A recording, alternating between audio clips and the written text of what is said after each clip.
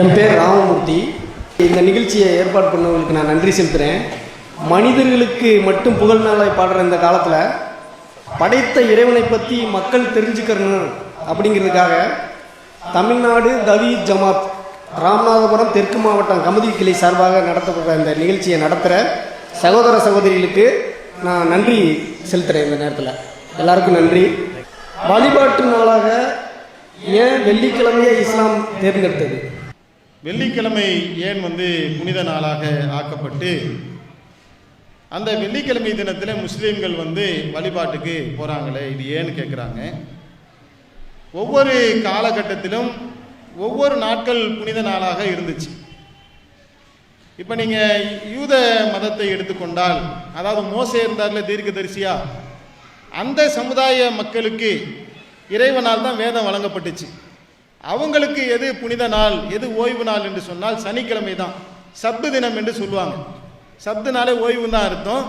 இன்னைக்கு வரைக்கும் நீங்கள் எடுத்து பார்த்தீங்கன்னா யூதர்களுக்கு சனிக்கிழமை தான் புனித நாளாக இருக்கும்.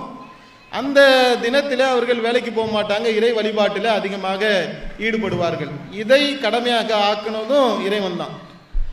அதே மாதிரி ஞாயிற்றுக்கிழமைகளை எடுத்துக்கொண்டால் கிறிஸ்துவ மக்கள் வழிபாட்டில் ஈடுபடுவார்கள். ஈசா நபி நம்ம பார்த்தோம்ல, பல நபிமார்கள் வந்தாங்க, அதில் ஈசா நபியும் ஒருத்தவங்க. ஈசா நபி என்பவர் இறைவனுடைய தீர்க்கதரிசி. பல தூதர்கள் அவரும் ஒருத்தர், அவர் கடவுளாக ஆக்கிவிட்டார்கள். அவர் இறைவன் கிடையாது, இறை தூதர் தான் என்பதை ஆணித்தரமாக திருக்குரான் உலகத்துக்கு சொல்லுகின்றது.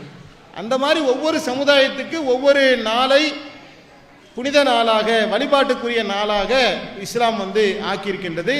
அந்த அடிப்படையில் முஸ்லீம்களுக்கு வெள்ளிக்கிழமை என்பது ஒரு புனித நாளாக ஆக்கப்பட்டிருக்கின்றது. அதில் முக்கியமாக கவனிக்கப்பட வேண்டிய விஷயம், வெள்ளிக்கிழமை மட்டும்தான் நமாஸ் படிக்கணுமா அப்படின்னா அப்படி கிடையாது. எல்லா நாளுமே இறைவனை வணங்குவதற்குண்டான நாள் தான். 5 வேளை தொழுகையை ஒவ்வொரு நாளும் இறைவனை நம்பக்கூடிய ஏற்றுக்கொண்ட ஒரு முஸ்லீம் திங்கக்கிழமையாக இருந்தாலும், செவ்வாயாக இருந்தாலும், புதனாக இருந்தாலும், வியாழனாக இருந்தாலும், வெள்ளியாக இருந்தாலும், சனியாக இருந்தாலும், ஞாயிற்றுக்கிழமையாக இருந்தாலும், இந்த 7 நாட்களுமே இறைவனை வழிபடக்கூடிய நாட்கள் தான்.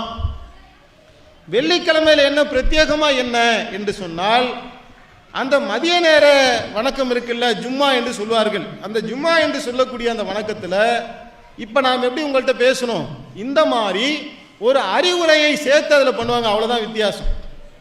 முஸ்லீம்களில் இஸ்லாம் ஒன்று பேசுதில்ல, அதை விளங்கி கொள்ளக்கூடியவர்கள் ஒரு சாரார் இருக்கிறாங்க.